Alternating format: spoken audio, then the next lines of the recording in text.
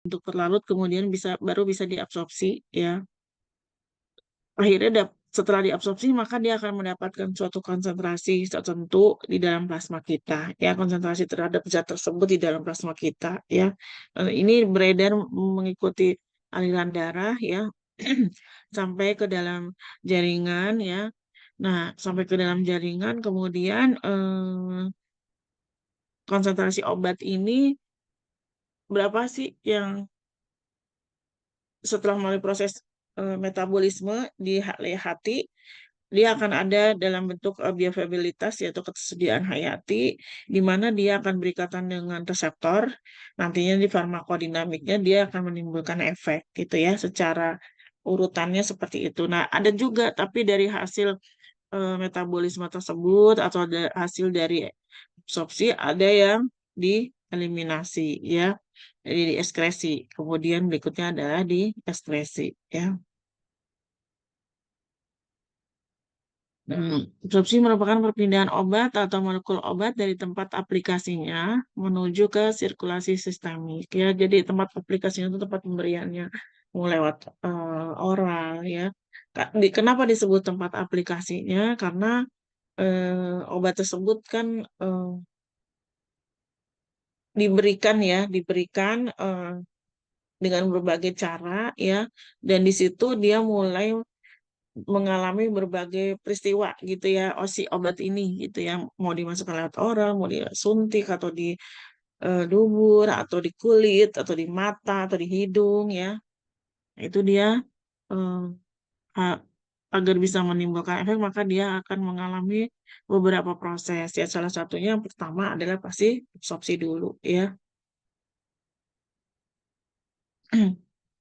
Nah, kalau bisa digambarkan secara sederhana juga, ya kenapa Ibu bilang sederhana? Karena prosesnya pasti nggak sesederhana ini, ya. Jadi, kalau obat yang lewat oral itu, dia kan pasti kita telan, masuk ke saluran pencernaan kita, dia akan mengalami desintegrasi dan disolusi, ada yang di lambung, ada yang di usus juga, ya. Kemudian, dia akan mengalami proses absorpsi, ya. Itu proses absorpsi itu ketersediaan hayati dari farmasi obat tersebut ya, masih jadi availabilitas farmasi, ketersediaan obat tersebut secara sediaannya ya. Kalau obat yang diberikan secara injeksi ya, entah berbagai metode kan, injeksi ada yang lewat eh, intramuskuler, subkutan, ada yang lewat intravena ya, itu semua dia masuk sirkulasi sistemik langsung ya. Kemudian ada juga yang ini beberapa contoh ya, nggak semuanya karena kita kan ada juga yang lewat spray, lewat mata ya. Ada yang lewat rektum ya, jadi dia 50% mengalami metabolisme, 50% dia langsung ada di sirkulasi sistemik ya. Nah, obat yang lewat oral, kalau di gambar ini, kelihatan sekali dia akan mengalami proses metabolisme bersama juga obat yang di rektum ya. Nah, hingga dia akhirnya dari proses metabolisme, dia akan mencapai suatu konsentrasi atau kadar khusus yang kita sebut, biasa kita kenal dengan bioavailabilitas, ya, ketersediaan hayati. Ya, nah, ketersediaan hayati inilah yang diperlukan untuk suatu obat itu bisa menimbulkan efek. Maksudnya ukurannya adalah bioavailabilitas, bukan availabilitas farmasi, bukan ya, tapi bioavailabilitas. Jadi kesediaan dia di dalam tubuh kita dengan dosis tadi yang diberikan ya, entah itu oral, entah itu ya, apapun itu, dia eh, mempunyai konsentrasi tertentu sehingga dia bisa menimbulkan efek. Karena setelah di bioavailabilitas, setelah di mengalami metabolisme, dia akan masuk ke dalam sirkulasi sistemik ya. Baru kemudian mengalami farmakodinamik, yaitu melekat melekat di reseptor ya, digambarkan seperti itu oleh para ilmuwan. Dia menimbulkan efek ketika dia melekat pada reseptor yang apa ya, tepat pas gitu ya. Eh, itu gambaran secara eh, mudah yang diberikan oleh para ilmuwan untuk memberikan gambaran buat kita misalnya baru mempelajari tentang hal ini ya.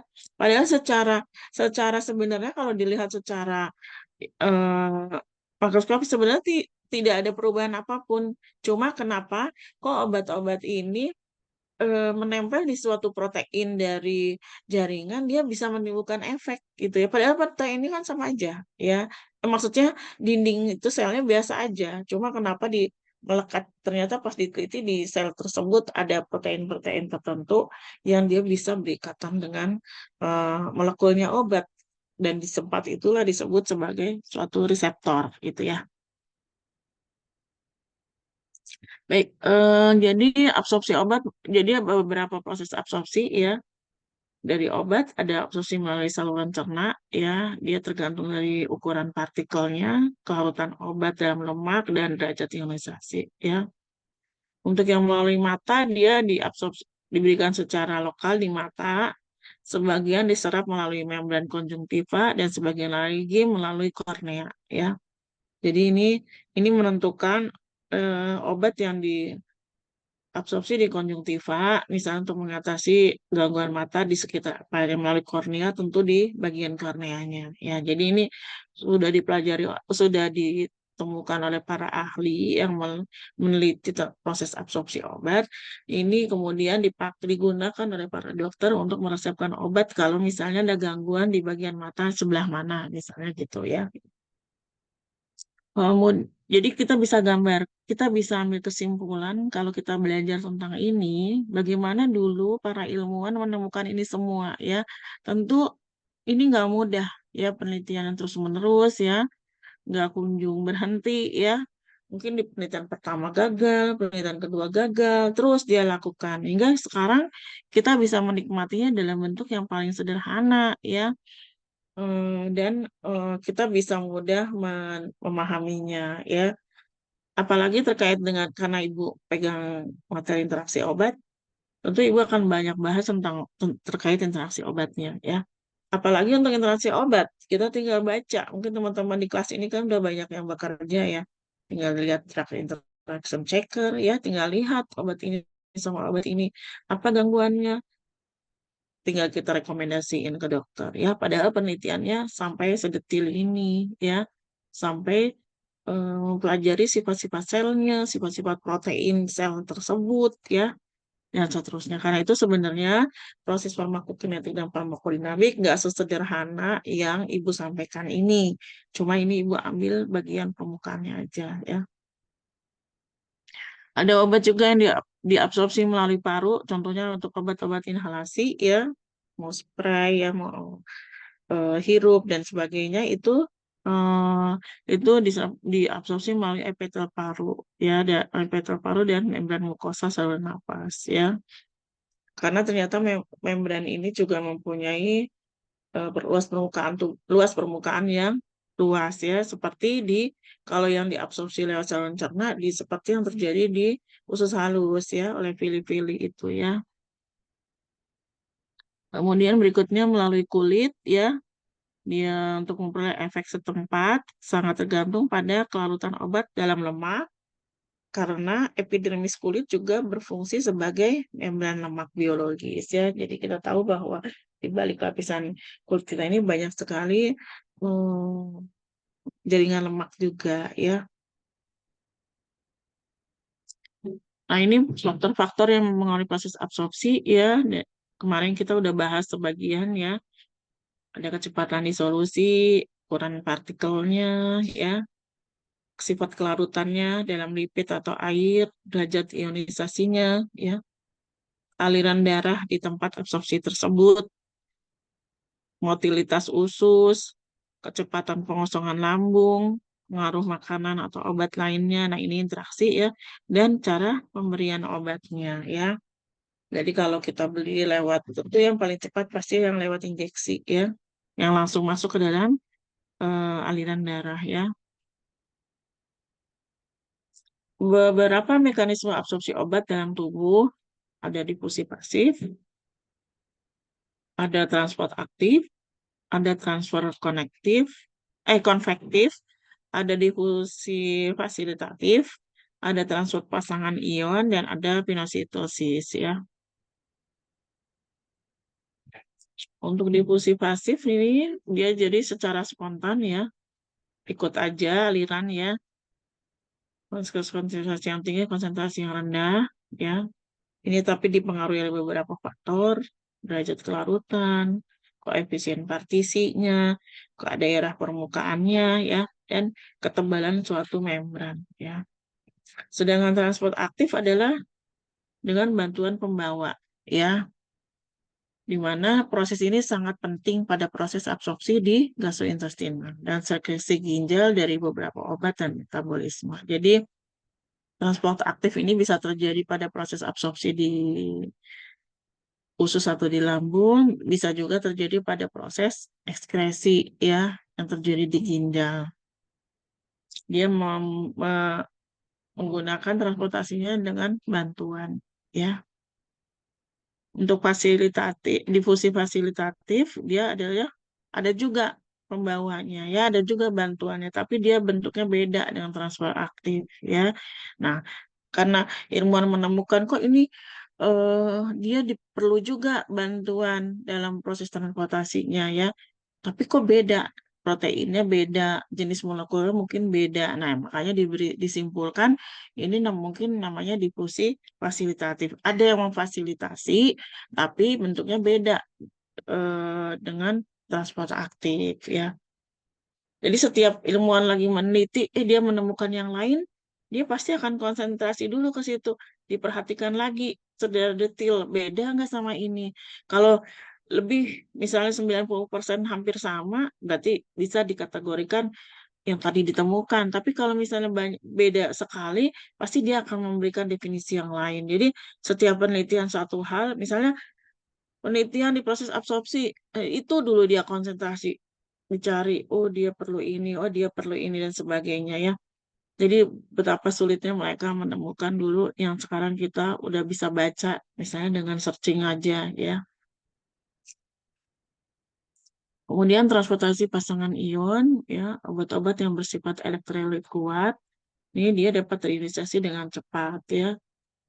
Kompleks ini lebih cepat berdifusi melewati membran. Kemudian transportasinya dengan cara pinositosis yaitu kayak dimakan gitu ya, kayak ditelan gitu ya. Dia nggak ada pasangan ion, nggak ada pasangan ion. Dia nggak lewat menggunakan transport tadi dengan bantuan atau misalnya dengan melintas saja, tapi dia seperti ditelan gitu ya. Nah, dia menamakannya dengan transportasi pinositosis ya, gitu. Ini kecepatannya eh bisa detik sampai menit itu contohnya obat yang diberikan lewat intravena ya atau dia ditaruh di bawah lidah atau dia selalu secara inhalasi itu absorpsinya cepat ya. Agak lebih lambat misalnya oral karena dia dipengaruhi juga suasana, enzim-enzim yang ada di saluran cerna ya, dan di topikal kulit. Topikal soalnya kita ada jaringan lemak tadi ya. Kemudian yang sangat lambat sistem rilis misalnya gitu ya. Karena memang dia diatur untuk supaya eh, diabsorpsi secara perlahan ya. Aliran darah. Jadi faktor yang mempengaruhi itu aliran darah ya di daerah tersebut ya. Luas permukaan luas permukaan yang tersedia untuk proses absorpsi ya dan waktu kontak dengan jari permukaan tersebut ya. Kalau misalnya kayak di usus halus, misalnya waktu kontaknya singkat ya, misalnya pasien mengalami diare, ya pasti dia akan sedikit obat yang diabsorpsi ya karena dia cepat dikeluarkan ya. Orang yang diare itu kan sedikit-sedikit diare, sedikit-sedikit keluar ya. Jadi obat atau makanan yang dimakan pasien cepat dikeluarkan, cepat dikeluarkan. Belum sempat zat-zat gizinya makanan itu diabsorpsi, belum sempat juga obat-obat itu yang diperlukan diabsorpsi. Ya, jadi karena itu eh, konsentrasi dalam mengatasi pasien yang diare pasti menghambat dulu supaya diarenya jangan terjadi lebih sering ya. Misalnya seseorang diare sehari lebih dari 10 kali. Kan jadi obat sama makanan yang diperlukan untuk sebagai zat gizi dia supaya jangan cepat dibuang lagi ya. Jadi gimana nih menghambat diarenya ya, seperti itu. Dikurangin paling nggak jangan 10 kali, mungkin dikurangin dulu 7 kali, jadi 7 kali. Jadi obat mempunyai waktu untuk diabsorpsi. Kita tahu bahwa obat memerlukan waktu juga untuk proses absorpsi ya. Jadi ini beberapa pengaruh ya, dari yang mempengaruhi kecepatan absorpsi ya.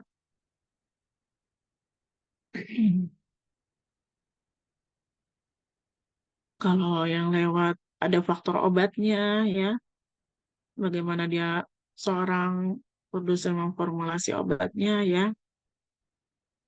Kemudian rute pemberiannya juga mempengaruhi ini nasihat apa rekomendasi-rekomendasi yang kita bisa berikan ya. Biasanya diberikan oleh kita pada dokter terkait dengan rute pemberian ini untuk mendapatkan absorpsi yang baik buat obat ya. Apakah lewat parenteral, apakah lewat oral atau yang lainnya. Ya, kalau suatu zat kimia ada sediaan yang banyak, misalnya dia ada bentuk obat, tablet, ada bentuk sirup, ada bentuk injeksinya, misalnya, atau ada bentuk misalnya suposnya ya, kita ini bisa memberikan rekomendasi atau masukan untuk rute pemberian ini. Jadi diharapkan absorpsi bisa maksimal ya. Kemudian ada faktor hayatinya sendiri dari tubuh kita ya. Ada motilitas saluran cernanya ya. Ada kan secara normal tanpa dipengaruhi obat atau apapun kan saluran cerna kita ada motilitas sendiri ya. Ada kita kenal peristatiknya ya. Peristatik yang normal ya. Jadi kalau misalnya seseorang sedang mengalami mungkin ya kondisinya sedang menurun, ya peristatiknya mungkin menurun ya seperti itu. Nah, itu sangat mempengaruhi eh, apa namanya konsentrasi kalau dia diberikan obat sangat mempengaruhi konsentrasi obat yang bisa tersedia hayati di dalam tubuh kita gitu ya. Ada mungkin orang-orang tertentu juga yang mengalami misalnya motilitinya itu berbeda ya. Ya mungkin sudah dari sang pencipta memang mengalami perbedaan dibanding yang lain ya. Jadi itu perlu diperhatikan juga ya. Terus ada inaktivasi obat di liver ya. Keadaan patologi pasien juga ini sangat mempengaruhi faktor hayati. Misalnya dia mengalami gangguan di usus halusnya, ya, dia mengalami gangguan misalnya tadi di mata, di matanya atau untuk yang spray mengalami gangguan di saluran pernafasannya, tentu ini akan mempengaruhi juga absorpsi obat ya di daerah tersebut. Kemudian keterlibatan nutrisi dalam proses absorpsi ya. Jadi ini kemarin kita ada belajar sedikit ya. eh, ada beberapa obat yang terganggu absorpsinya karena bahan makan, karena beberapa zat makanan ya. Terus juga dipengaruhi oleh sifat membran sel terhadap absorpsi obat ya. Jadi sifat membran ini untuk semua per individu itu ada yang beda, nggak sama semua ya. Permeabilitasnya mungkin ya beda ya, atau eh, lapisan lapisan selnya itu ya apakah ketebalannya beda ya atau terdiri dari beberapa lapis sel gitu ya. Itu mempengaruhi semua kecepatan absorpsi.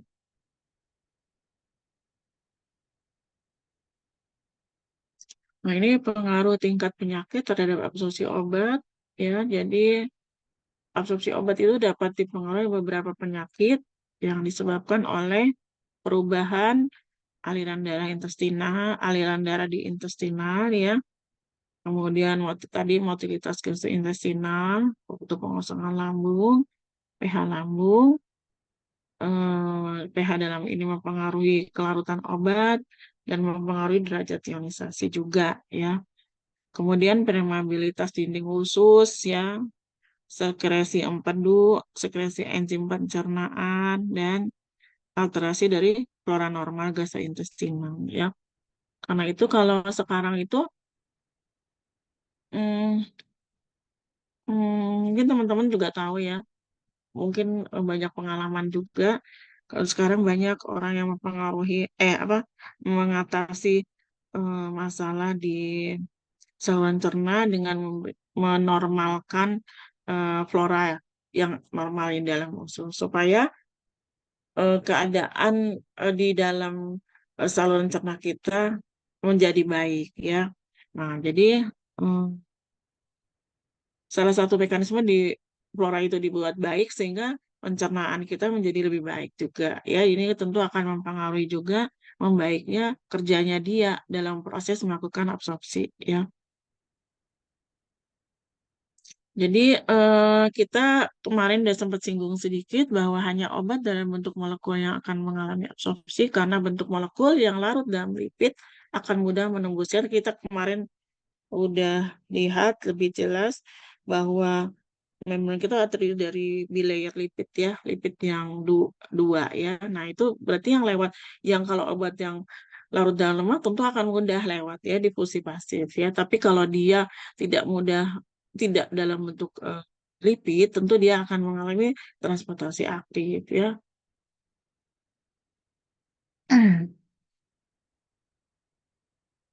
Ini slide ini menggambarkan bahwa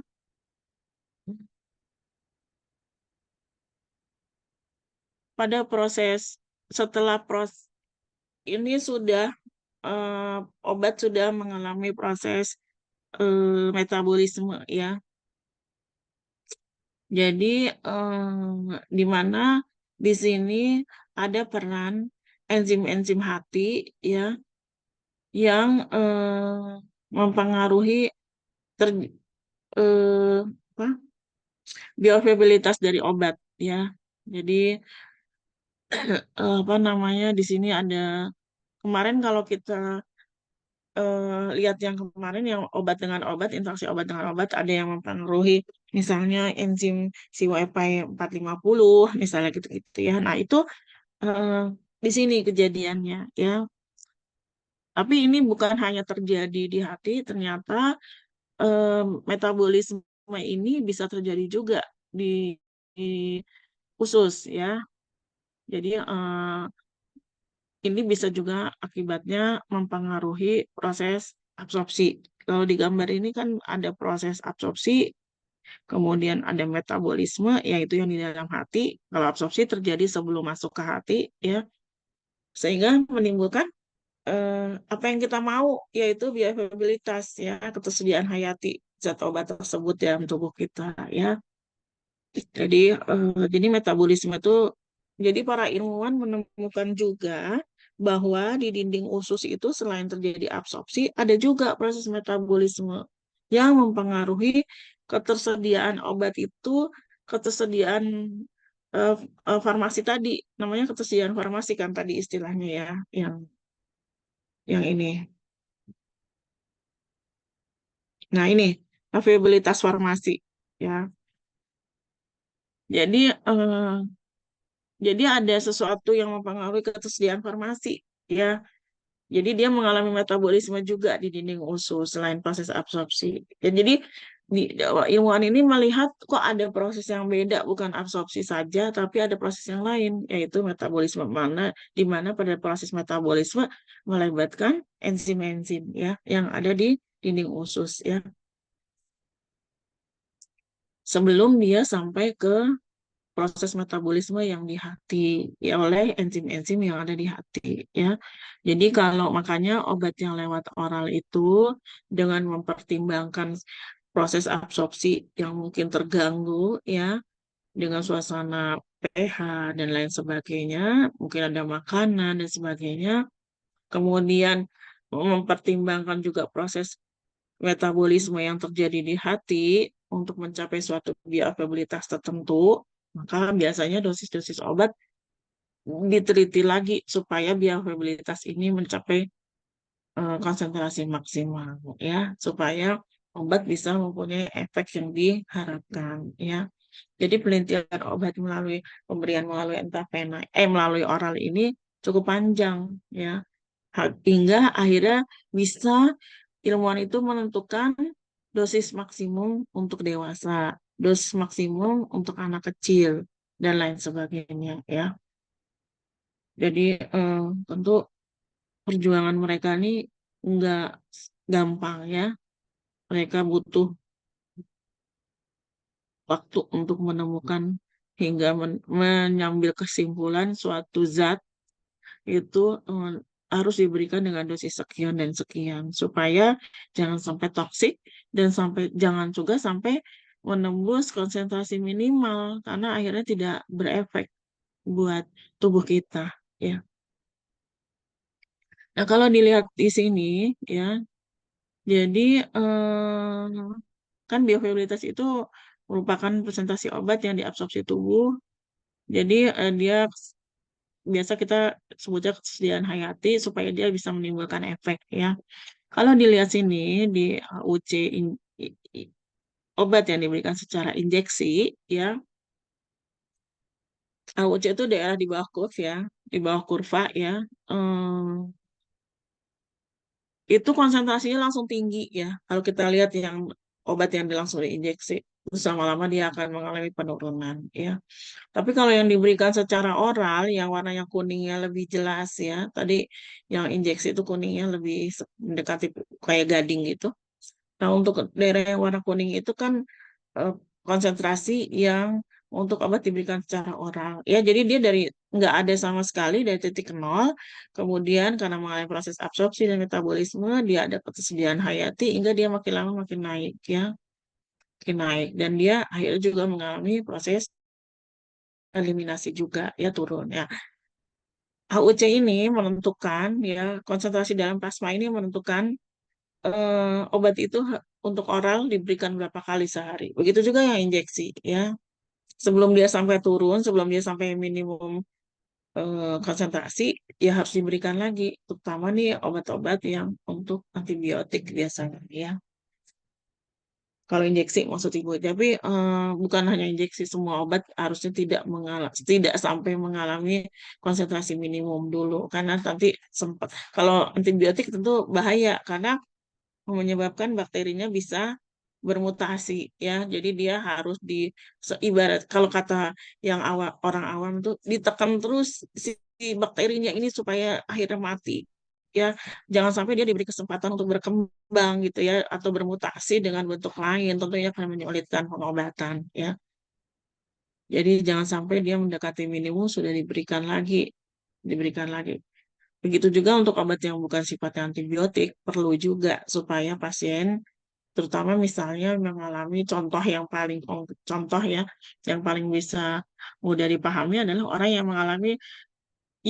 mengalami sakit yang amat sangat, ya. Kalau dia diberikan obat sempat mengalami konsentrasinya sangat rendah, tentu dia akan mengalami sakit dan bisa jerit-jerit gitu, ya. Karena itu sebelum mengalami itu dia harus sudah disuntik lagi atau dia diatur kondisinya supaya dia berada dalam konsentrasi efektif terus supaya dia bisa menekan rasa sakit tersebut, ya. Nah, biasanya itu lewat injeksi, nggak mungkin lewat oral karena kalau sakitnya terus menerus, ya, maksud ibu. Tapi kalau dia eh, karena kalau lewat oral obat akan diabsorpsi lagi, ya, lama gitu, ya. Ada pasien yang sakitnya terus menerus, ya, dan dia harus dibantu dengan injeksi ini, yaitu biasa diberikan lewat infus supaya konsentrasinya dijaga stabil agar dia tidak menimbulkan sakit yang teramat sehingga dia harus teriak-teriak gitu, ya.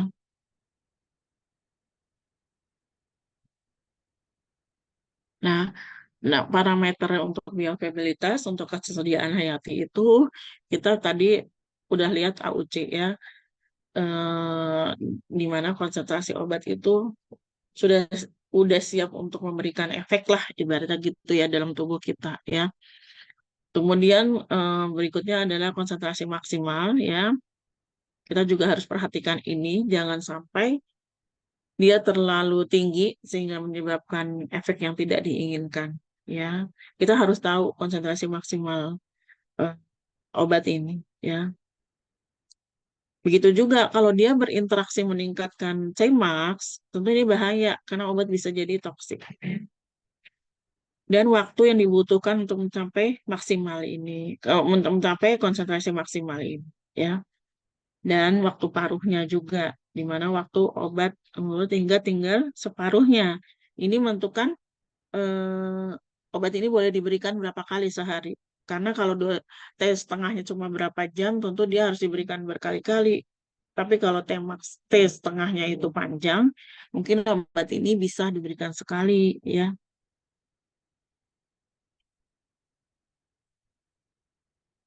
Ini perbedaan rute pemberian obat ya antara oral dan parenteral ya. Suntikan tuh ada intravena, ada intramuskuler, ada subkutan ya. Kalau dilihat dari ini, tentu yang paling ekonomis adalah yang oral ya, karena kita tahu sendiri pembuatan obat untuk suntikan itu lebih mahal ya, ruangannya diatur supaya steril, mesin-mesinnya juga harus steril ya. Mesinnya juga mahal untuk menjaga sterilitas itu ya. Jadi makanya eh, obatnya agak lebih mahal ya. Karena kalau yang oral itu lebih ekonomis ya. Lebih aman. Kenapa lebih aman? Karena kita tahu untuk injeksi dia perlu merusak jaringan kulit kita ya. Nah, saat dia merusak itu dia bisa terjadi nekrosis, bisa terjadi masalah ya.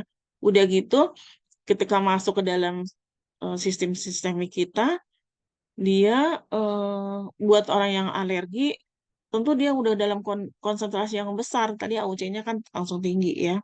Nah, itu agak sulit untuk mengendalikannya ya. Dibanding kalau yang oral, karena dia mengalami proses absorpsi dan apa tuh namanya metabolisme ya. Jadi lebih aman yang oral ya.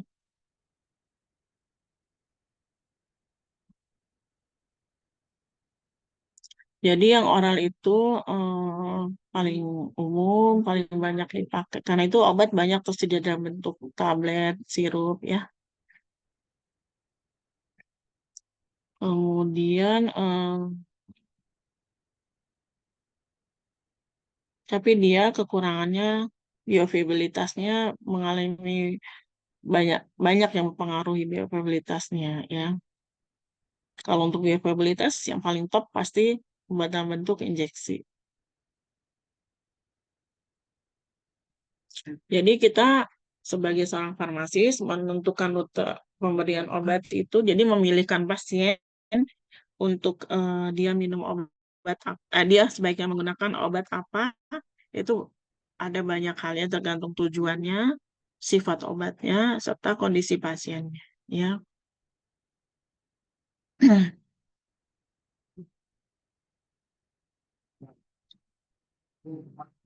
Kemudian, baik sebelum kita ke metabolisme dan ekskresi, mungkin proses untuk absorpsi ada yang mau ditanyakan, silakan.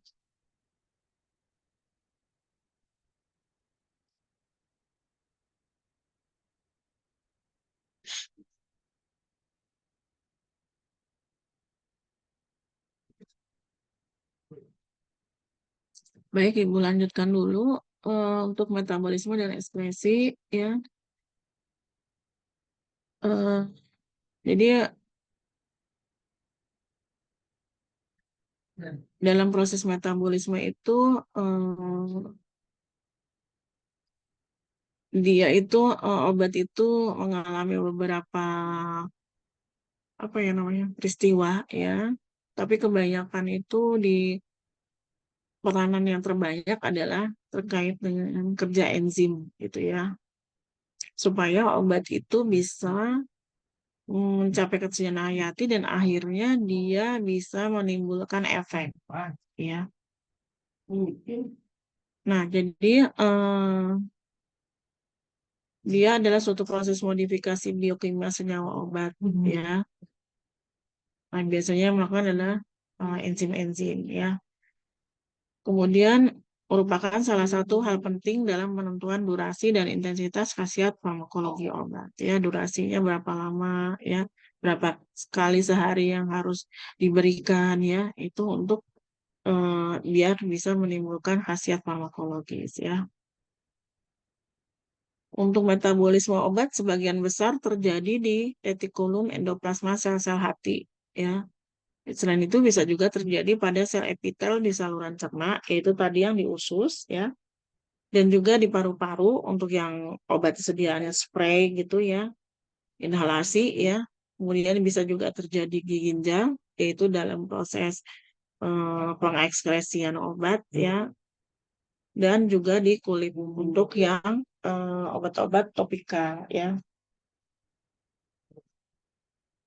Tujuannya adalah mengubah obat yang non-polar menjadi polar agar dapat diekspresi melalui ginjal atau empedu. Ini tujuan dari yang di ginjal ya.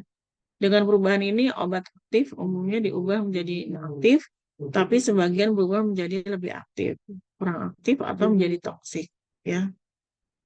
Jadi ini tujuan dari metabolisme obat ya. Sebenarnya tujuannya bukan hanya ini kan metabolisme yang terjadi di ginjal, di ginjal, tapi juga bisa tujuannya adalah menyebabkan obat itu berada dalam konsentrasi yang bisa menimbulkan efek ya.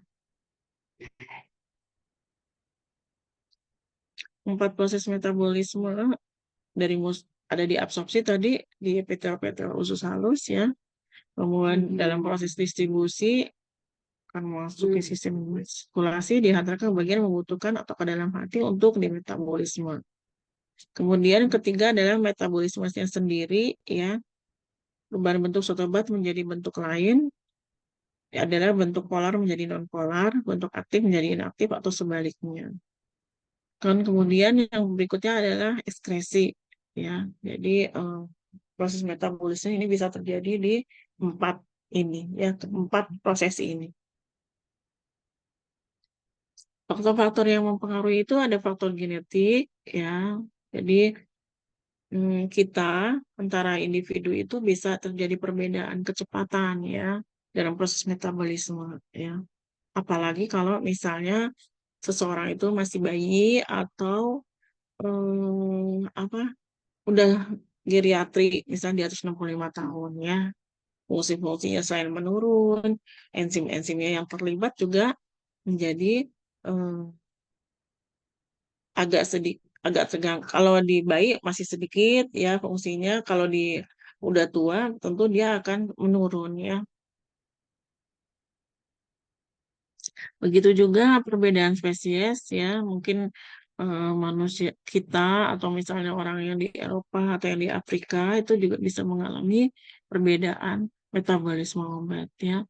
Mungkin untuk orang-orang daerah di sana eh, dosisnya beda ya, dosisnya beda, bisa beda ya.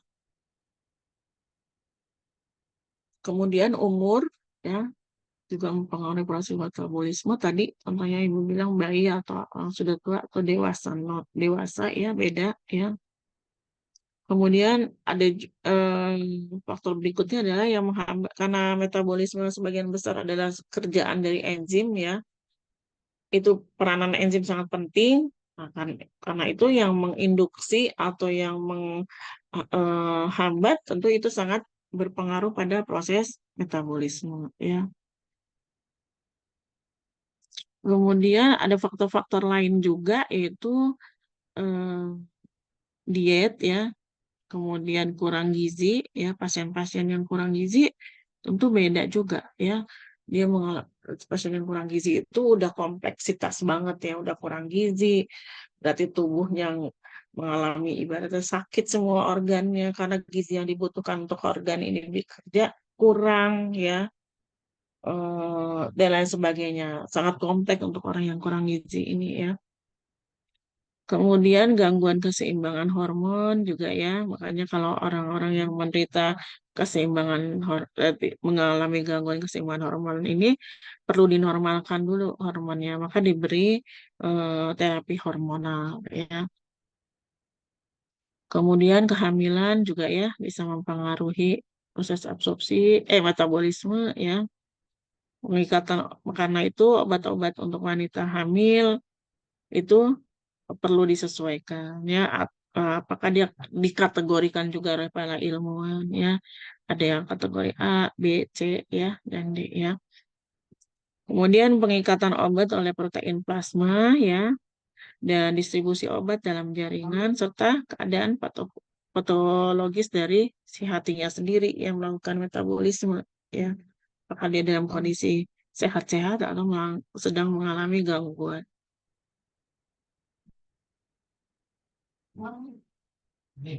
Nah, ini klasifikasi metabolisme ada fase 1, yaitu prosesnya oksidasi, reduksi, dan hidrolisis, dan fase 2. Ya. Fase 2 itu konjugasi dengan asam glukuronat, kemudian metilasi, konjugasi, kemudian yang ketiga adalah konjugasi sulfat, asetilasi, dan pembentukan asam berkarbohidrat. Ya.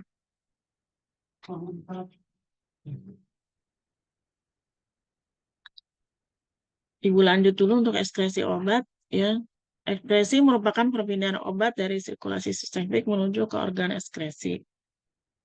Ya, jadi ini perlu dilakukan ya supaya obat tidak selalu berada dalam tubuh yang menyebabkan dia menjadi bersifat racun ya. Jadi untuk mendetoksifikasi obat ya. Karena itu pasien-pasien yang mengalami gangguan ginjal ini agar tidak mengalami toksisitas obat di dalam tubuhnya, maka dia dosisnya harus diatur, ya harus dihitung ya. Ini udah ada rumusnya ya.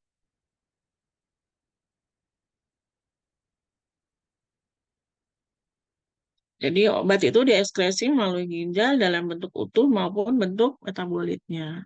Selain ginjal, ekskresi obat juga bisa terjadi melalui empedu, kemudian ke dalam usus dan dikeluarkan melalui feses ya. Bisa juga terjadi dalam paru-paru ya. Dari dia diekspirasi ke udara ya, dikeluarkan lewat udara ya. Kalau yang lewat ginjal dikeluarkan melalui air seni ya. Nah, ekstraksi obat dan metabolitnya menyebabkan konsentrasi obat berkhasiat dalam tubuh jadi menurun ya. Ekskresi dapat terjadi tergantung pada sifat fisikokimia seperti bobot molekulnya, nilai pKi-nya, dan kelarutan. Kemarin kita sudah sempat bahas pada interaksi obat dan obat, hal-hal yang mempengaruhi terjadinya ekskresi di ginjal ya.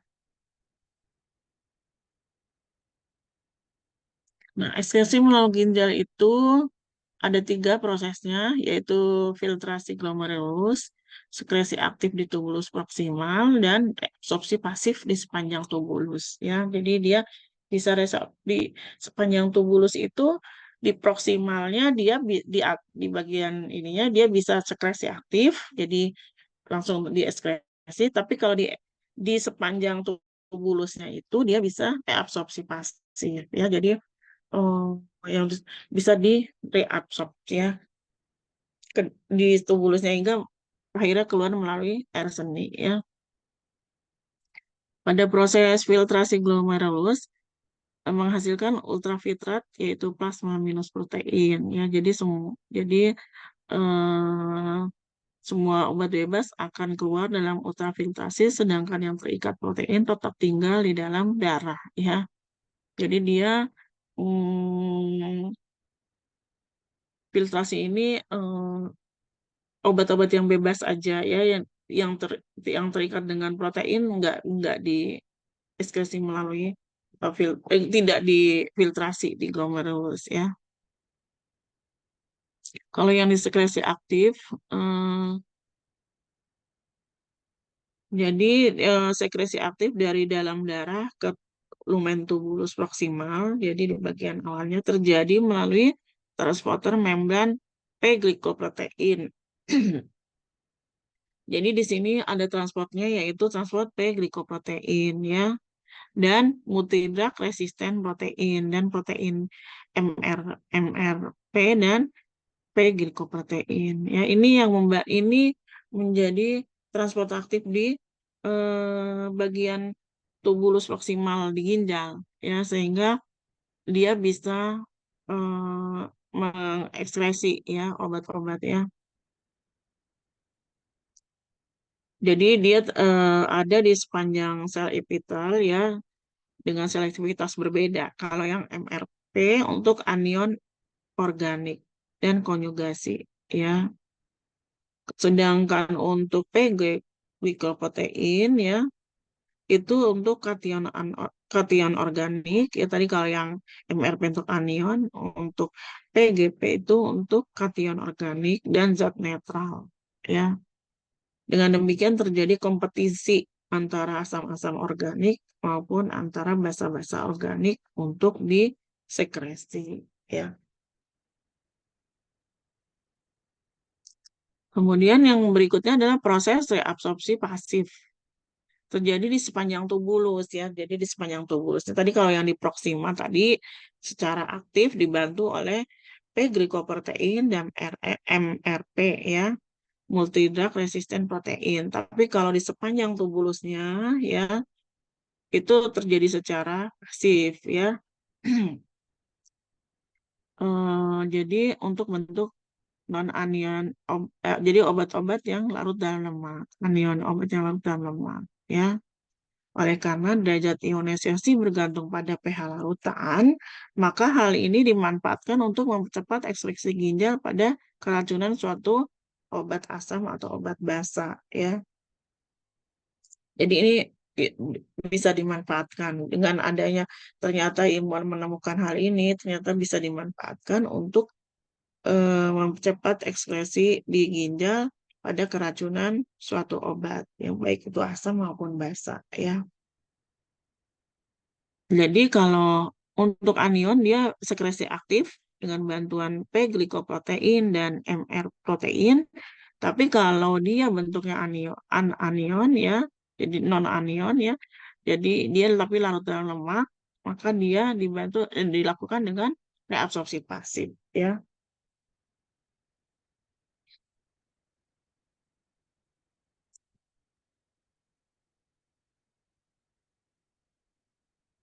Jadi ekskresi melalui ginjal akan berkurang jika terdapat gangguan fungsi ginjal ya.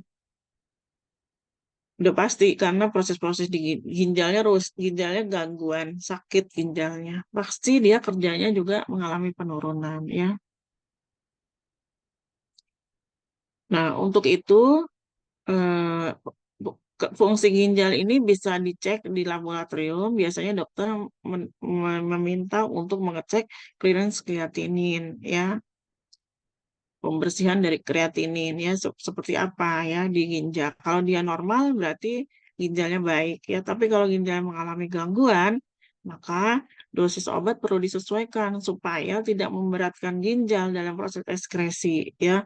Karena ingat obat itu adalah suatu racun yang dimasukkan dalam tubuh dan dia bila tidak diekskresikan tentu akan menyebabkan kandungan di dalam darah itu akan terus ada akibatnya itu jadi toksik ya. Jadi makanya untuk pasien-pasien mengalami gangguan ginjal, biasanya dosisnya dihitung dengan rumus disesuaikan ya. Tapi kalau yang gangguannya di hati, biasanya cuma diturunkan dosisnya ya, nggak ada belum ada rumusnya. Atau mungkin mungkin ilmu sekarang udah ada ya. Mungkin kalau nanti teman-teman ada yang bisa menyampaikan silahkan ya. Jadi nanti dilihat fungsi hatinya. Dokter juga tetap cek fungsi hatinya. Jadi pasien-pasien mengalami gangguan ginjal dan hati setiap hari pasti dokter minta cek fungsi hati dan fungsi ginjalnya ya melalui kreatinin dan SGLT dan SGPT-nya pasien ya. Kalau SGOT SGPT-nya tetap stabil ya walaupun sedang terganggu itu maksudnya tapi stabil tidak menjadi lebih buruk maka obatnya biasanya dipertahankan dengan dosis seperti itu ya. Tapi kalau mengalami gangguan pasti dia akan diturunkan ya dosisnya atau diganti yang obat yang metabolisme di hatinya kecil, tidak terlalu mempengaruhi ya.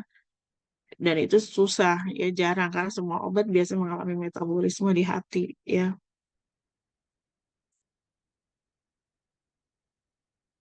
Jadi kecepatan metabolisme dan ekspresi suatu obat dapat dilihat dari nilai T setengahnya ya.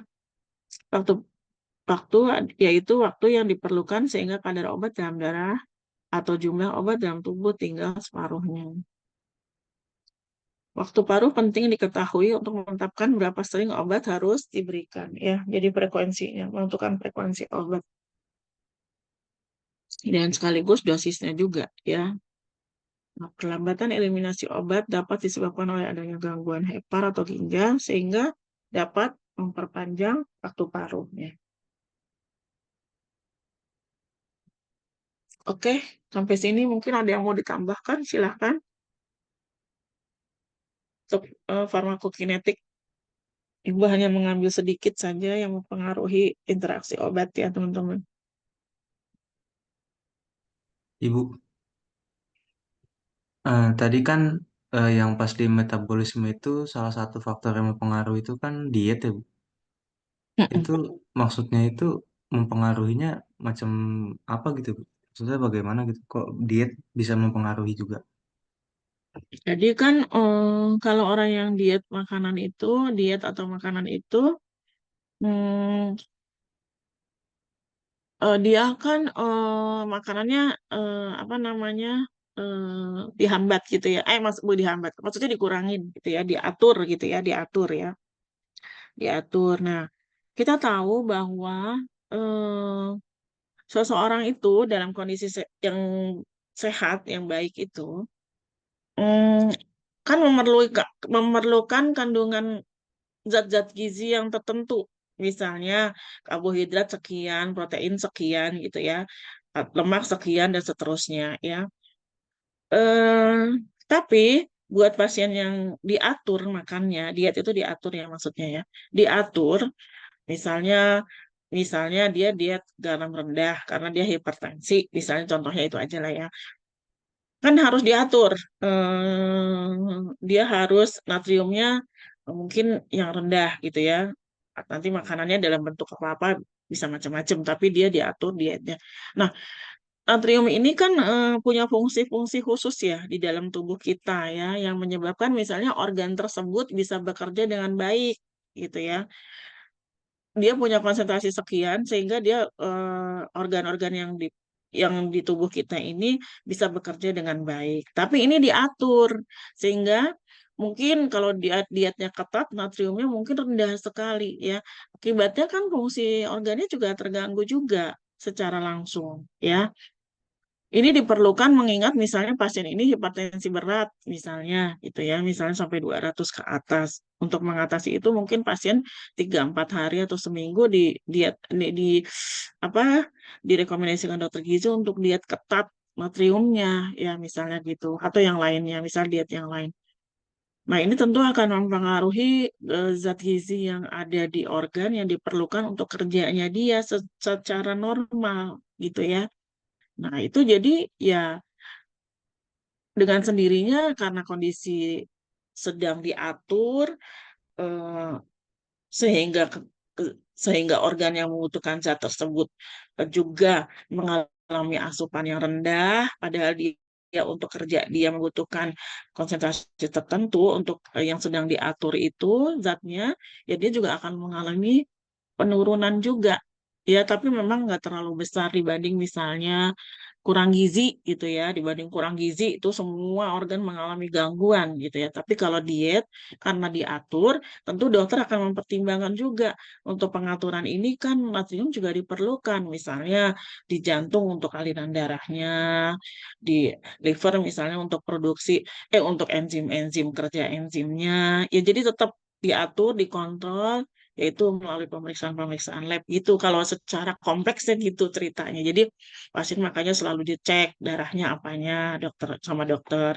Kemudian dilihat juga perbaikan eh, dengan diet ini apakah benar terjadi penurunan tekanan darah. Kalau misalnya harus dibantu dengan 3-4 macam obat penurun darah juga nggak apa-apa. Jadi cepat sehingga dietnya ini cepat dikembalikan normal lagi. Yang tadinya misalnya diet ketat jadi diet biasa. Nanti akhirnya tetap tapi obatnya jadi 4 misalnya obat anti hipertensinya. Misalnya gitu. Abdul Hafiz. Jadi memang penanganan pasien di rawat inap itu yang sudah berat tentu akibatnya jadi melibatkan banyak faktor yang harus dilihat gitu. Contohnya itu diet natrium ya, misalnya. Gitu, Abdul Hafiz.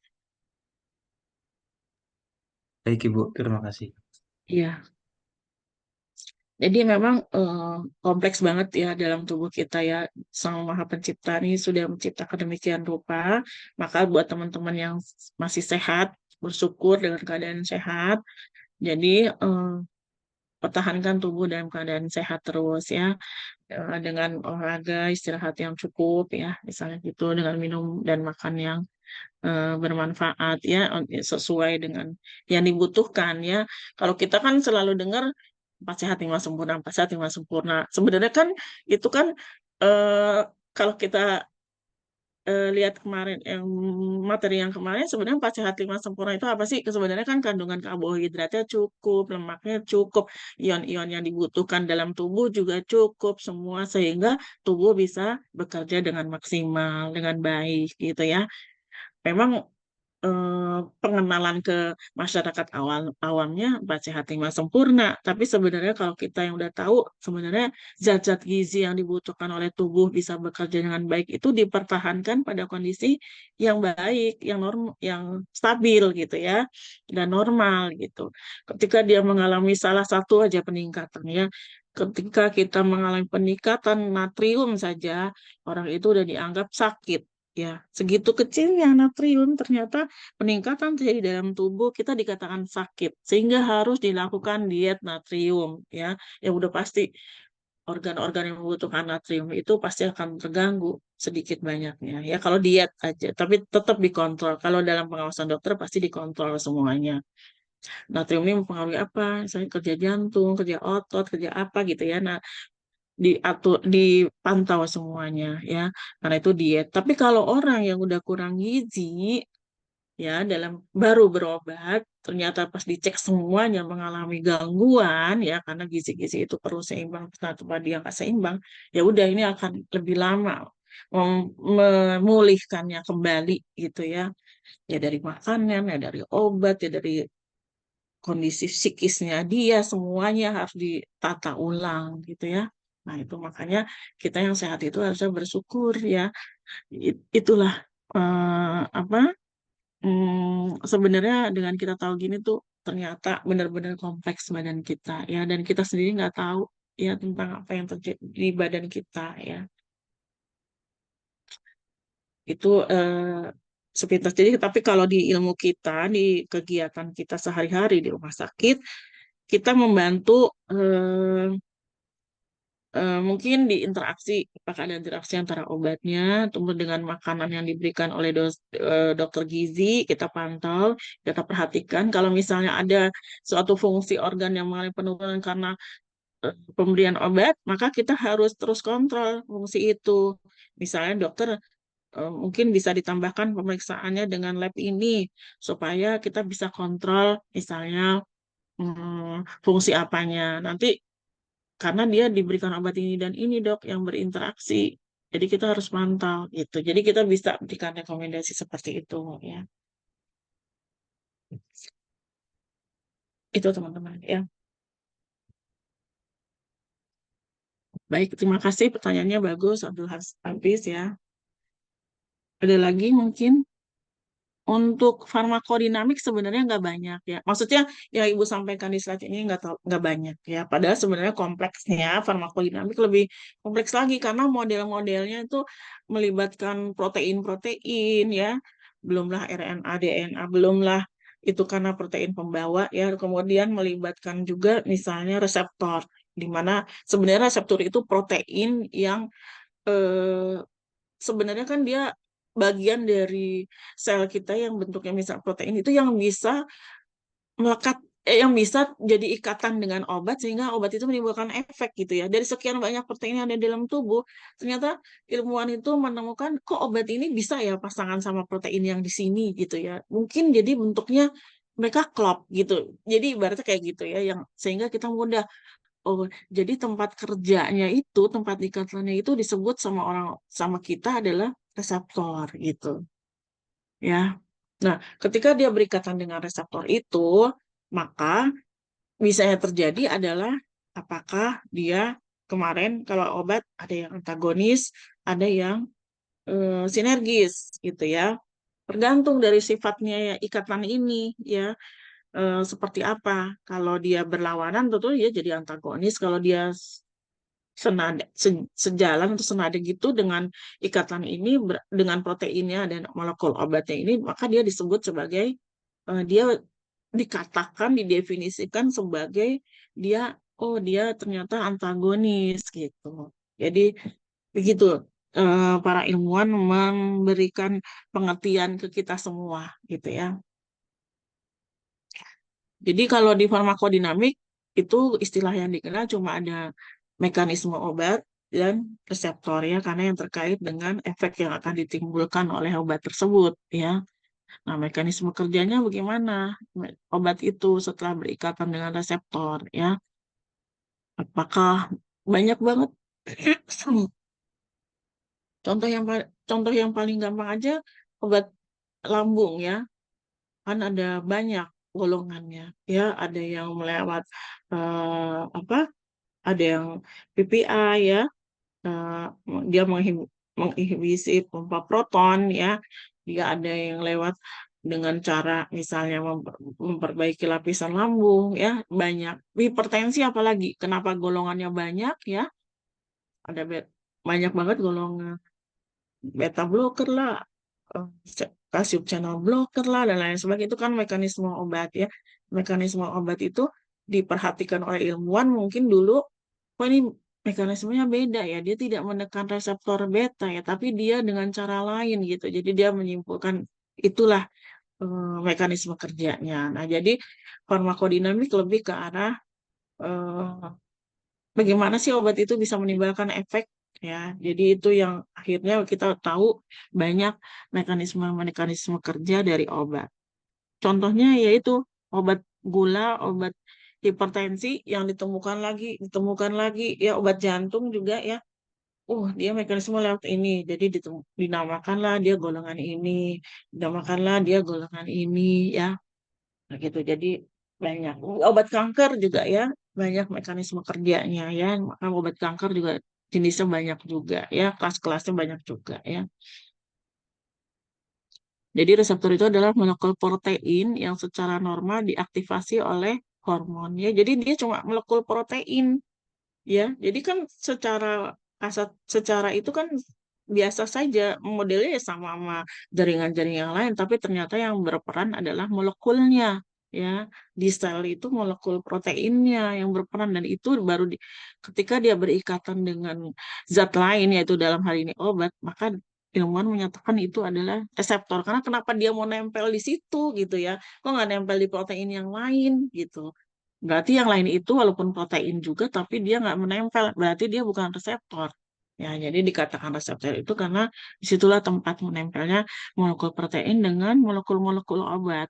Ya, jadi dia bisa agonis, nah, efeknya menyerupai senyawa. Ya, jadi menyerupai proteinnya tersebut, ya, menyerupai senyawa endogen, atau antagonis, dia berlawanan atau menghambat kerja dari eh, senyawa endogennya. Ya. Nah, untuk reseptor obat itu eh, protein MRP reseptor obat yang paling penting ya. Ikatan obat reseptor ada ion, ada hidrogen, ada hidrofobik ya, ada kovalen ya. Jadi dia reseptor obat ada makromolekul, tadi disebut juga molekul protein yang secara normal diaktifasi oleh hormon, tapi dia merupakan adalah molekul selul makromolekul seluler tempat obat terikat untuk menimbulkan efeknya ya.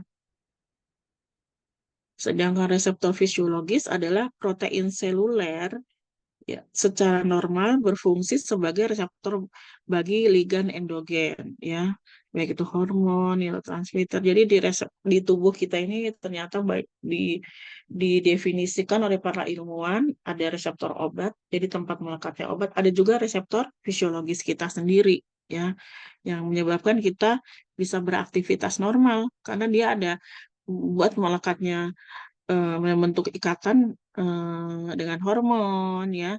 Hormon-hormon itu bisa fungsi dengan baik di suatu organ misalnya, kemudian tempat ya, melekat dengan neurotransmitter ya, atau dengan histamin dan serotonin ya. Banyak kan zat kimia dalam tubuh kita.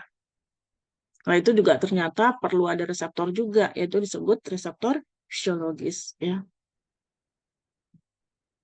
Nah, ini jenis-jenis reseptornya ya. Ada satu sub, kalau agonis gate channel itu terdiri dari satu subunit protein yang membentuk pori sentral. Contohnya reseptor GABA ya, reseptor nikotinik, reseptor hidroksi triptamin ya. Kemudian ada juga reseptor G protein coupled reseptor ya. Ini reseptor yang mengikat protein G ya, berkaitan dengan second messenger ya. Kemudian contohnya adalah reseptor adrenergic ya, reseptor muskarinik ya yang ada di otot kita ya. Ada juga intraseluler reseptor ya, terdapat di dalam inti sel. Jadi di inti sel tuh ada reseptor karena di inti sel kita kan ada proteinnya ya, mengatur transkripsi dan sintesis protein ya. Jadi transkripsi genetik nih diatur oleh ya, kan oleh protein yang ada di inti sel ya. Kalau RNA, DNA gitu ya, itu kan menentukan genetik seseorang ya. Nah, itu ternyata di situ juga ada reseptor. Nah, ini namanya reseptor tentu ini namanya reseptor fisiologis tapi kalau misalnya di inti sel juga ada yang bisa berikatan dengan obat, maka disebutnya reseptor obat gitu ya. Kemudian eh, H tiroid yaitu T3 dan T4 adalah hormon tiroid adalah hormon yang berfungsi untuk pertumbuhan dan perkembangan serta pemeliharaan jaringan tubuh. Ini juga contoh reseptor ya.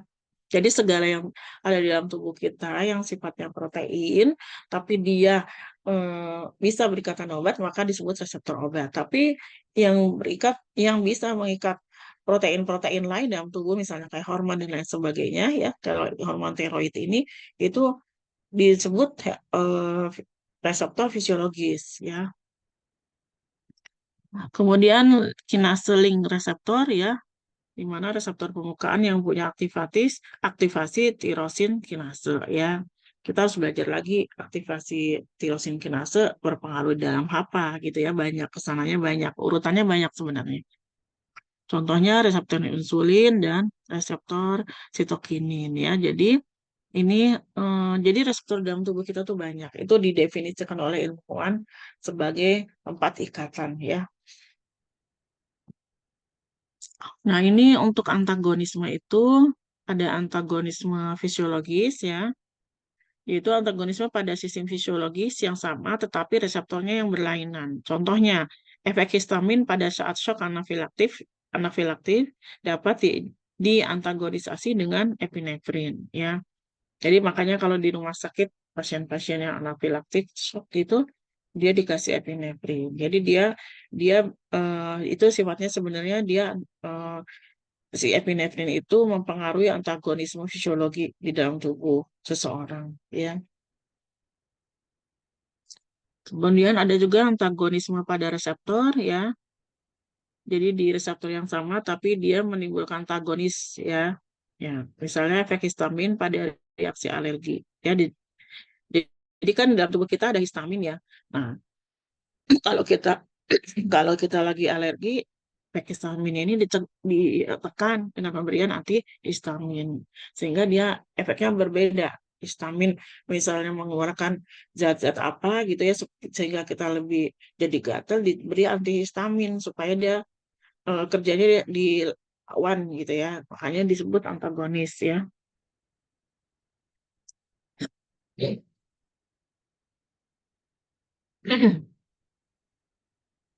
Nah, ini contoh gambaran yang diberikan para ilmuwan hingga memudahkan kita untuk memahami ya kompetisi apa sih yang terjadi, kompetisi antagonis yang terjadi pada ikatan ya.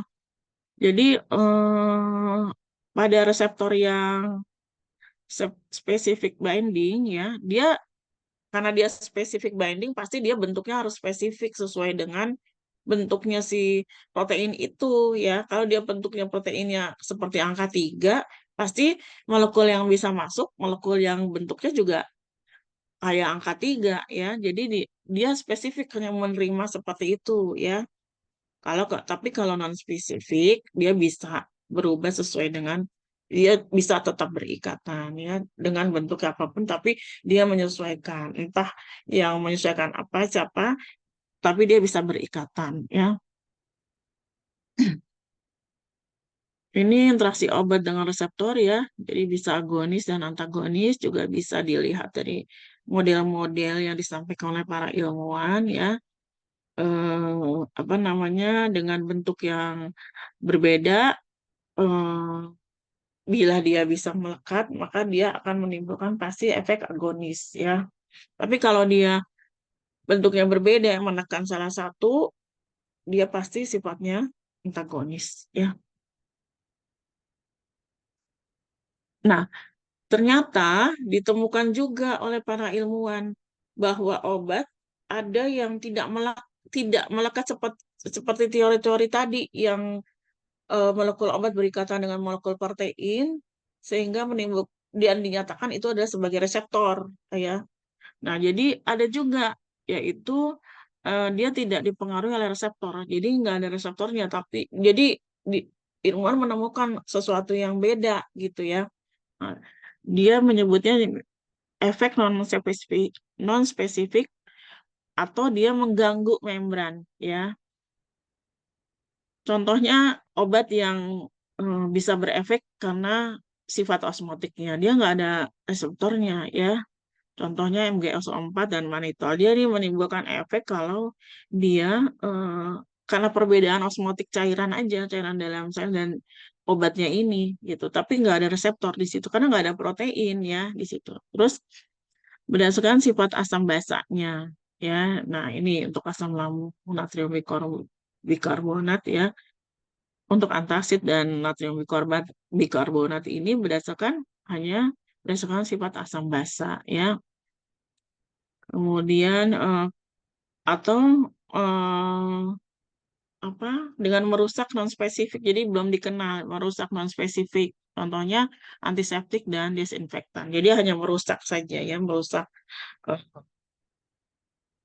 apa namanya dengan cara merusak protein dari si bakteri itu ya atau misalnya mungkin benda asing tersebut ya jadi nggak berikatan ya hingga menimbulkan efek antagonis sehingga misalnya bakteri itu tidak atau eh, apa zat asing itu mengeluarkan racunnya atau dan sebagainya tapi tidak berikatan dengan reseptornya dia sehingga dia jadi bersifat antagonis, tapi dia hanya merusak saja, merusak dari sel-selnya si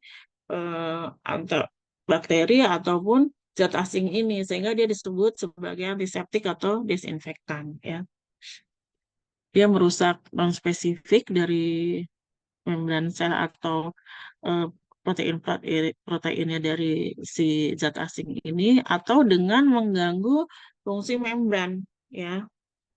Contohnya yaitu pada pemberian anestesi umum ya di mana dia tidak dilihat oleh ilmuwan bahwa ada suatu ikatan antara molekul obat dengan suatu protein di jaringan otak tapi yang ada dia cuma kelihatannya dia hanya mengganggu fungsi membran sel mengganggu fungsi membran sel otak sehingga dia kok bisa berefek oh orang ini bisa langsung tidur misalnya gitu karena diberikan anestesi ya tidur atau tidak memberikan reaksi misalnya gitu ya jadi seperti itu jadi hanya mengganggu membran sel di otak aja gitu kemudian interaksi dengan molekul kecil atau ion ya misalnya contohnya obatnya adalah chelating agent ya ini tidak ada reseptornya ya tapi dia membentuk chelating agent ya dengan membentuk chelating agent contohnya di Mercator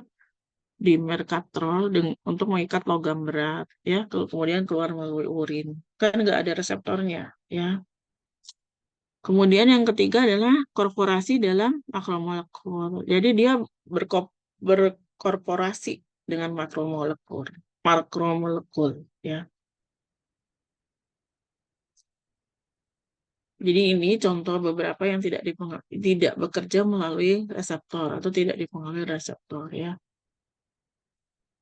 Jadi kalau kita bahas tentang ini, kita kenal ya obat-obat itu ada yang berdasarkan spesifitasnya ya. Jadi dia kerjanya spesifik ya, hanya terbatas pada satu reseptor saja, reseptor itu aja ya. Kalau di, di organ tersebut sedang mengalami gangguan, di mana dengan sendirinya protein apa sel-selnya juga mengalami gangguan, sehingga tempat berikatannya yang disebut sama kita reseptor itu mengalami gangguan, maka obat ini tentu tidak bisa bekerja ya, karena dia hanya melekat di situ saja. Kemudian selektivitas ya, di kerja obat selektif. Jika dosis rendah menghasilkan suatu efek, dosis meningkat muncul efek lain. Jadi dia dosisnya tertentu ya. Atau hiporeaktif ya, atau hiperreaktif ya. Kemudian hipersensitif biasanya akan menimbulkan reaksi alergi atau supersensitif. Jadi bisa eh, sangat sensitif ya, sehingga harus diberikan chronic blocker ya. Untuk teman-teman terkait dengan farmakologi, untuk farmakologi nggak terlalu banyak. Yang ini tidak seperti farmakokinetik karena melibatkan banyak proses. Kalau farmakodinamik hanya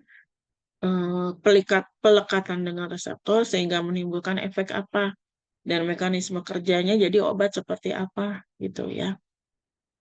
Karena melekat di reseptor dia menimbulkan mekanisme kerja tertentu, eh, tapi sifatnya apa? Apakah agonis, antagonis, dan lain sebagainya. Ya, demikian teman-teman untuk sedikit tentang farmakokinetik dan farmakodinamik obat ya. Mungkin ada yang mau ditanyakan, silakan, atau mau ditambahkan boleh ya, silakan. Karena mungkin teman-teman udah belajar di yang lain, misalnya biokimia atau farmakologi ya, lebih fokus biasanya di situ. Tentu itu udah melibatkan proses-proses kimia di dalam sel ya, dan juga farmakologi ya.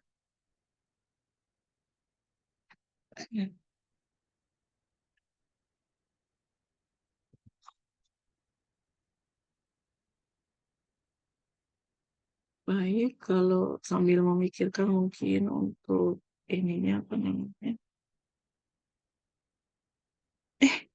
Sebentar.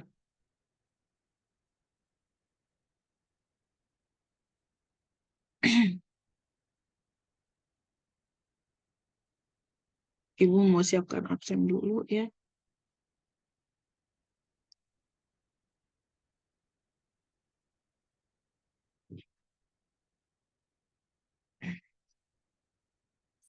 Gimana sih?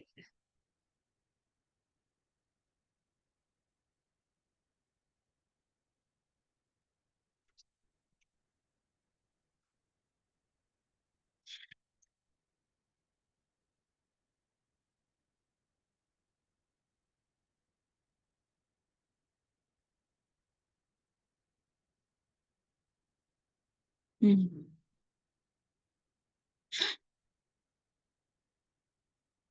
Baik. Sarah Permata Laila, Hadir Ibu.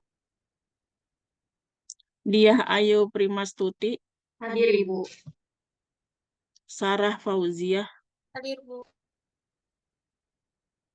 Sylvia Yuni, Hadir Rianingsih, Bu. Malako Malasari, Hadir Bu. Yulita, Hadir Bu. Anissa Rahma, Hadir Ibu. Gita Amelia, Hadir Bu. Yusnia, oke hadir, Savelina, Hadir Bu. Septi, Berta, Septi, ST ini Siti Nurmaya ya? Siti Nurmaya atau apa siapa namanya? Iya Bu. ST Nurmaya, Hadir Ibu. Ayudia Al Zahra, Hadir Bu. Hadir, Bu. Roida Hotmauli, Hadir, Bu. Florita Hadir, Ibu. Fitrianingsih,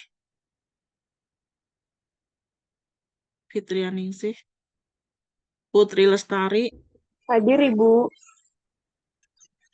Farizan, Hadir Ibu. Arta Junita, Hadir, Ibu.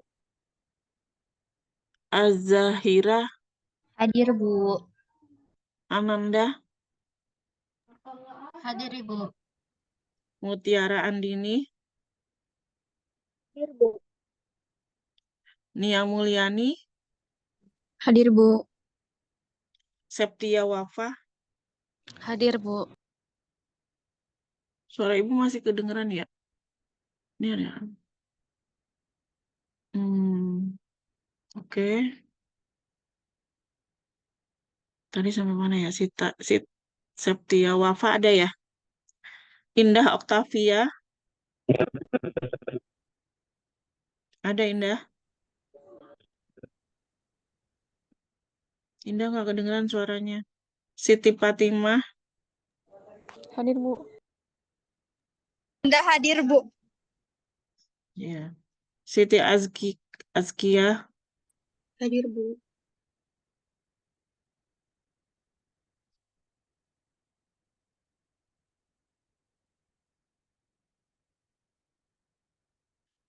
Abdul Hafiz, masih ada.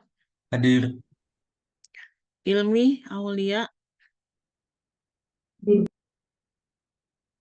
ada Ilmi.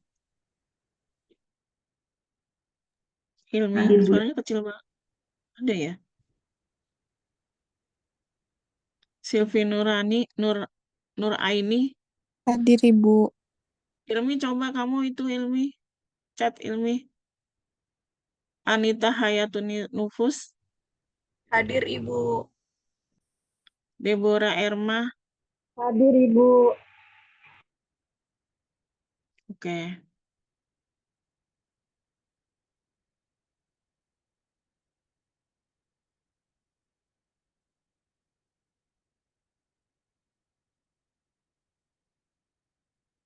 Fitrianingsih. Hadir, Ibu.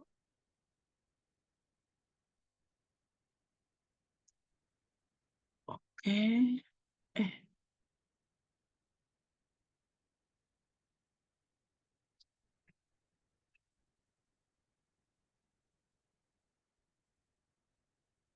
Septi Berta.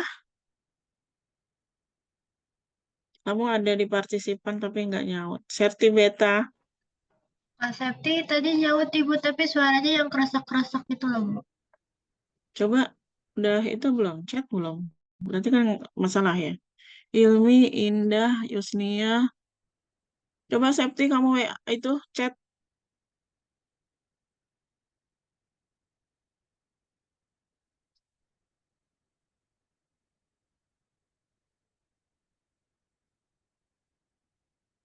Oke.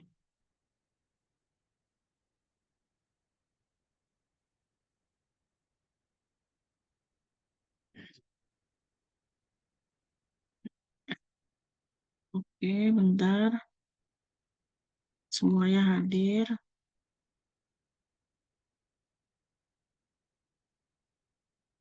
Oke, baik. Teman-teman, itu kan sebenarnya tadi Ibu udah sampaikan di awal, udah tinggal 2 menit, tinggal 2 menit lagi ya. Eh, adalah materi yang disampaikan harusnya pekan lalu saat kita nggak kuliah ya, tapi Ibu kan nggak bisa kuliah ya. Sebenarnya kan materi pekan ini kan efek obat terhadap status gizi.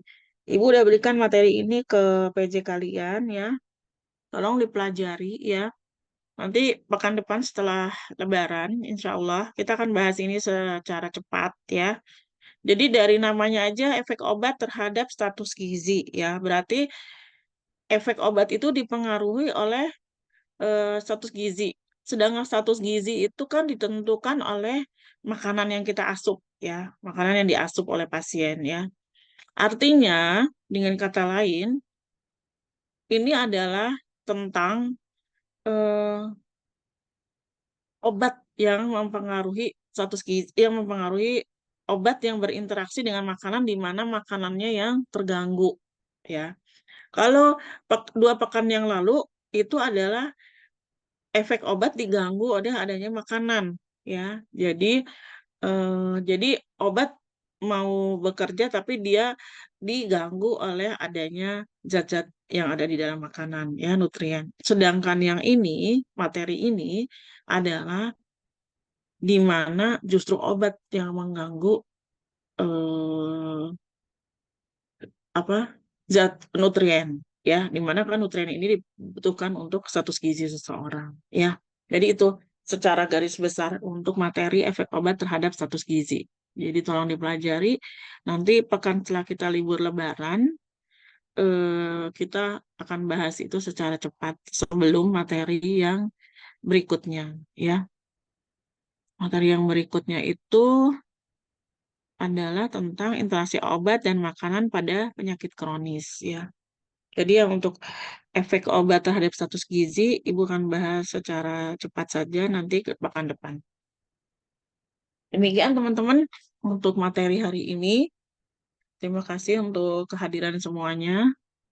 Ya, semoga kita bisa ketemu lagi setelah Lebaran nanti. Semoga kita bisa bersama-sama menyelesaikan ibadah puasa di bulan Ramadan ini dengan baik, sehingga kita bisa meraih kemenangan bersama untuk yang merayakan, ya.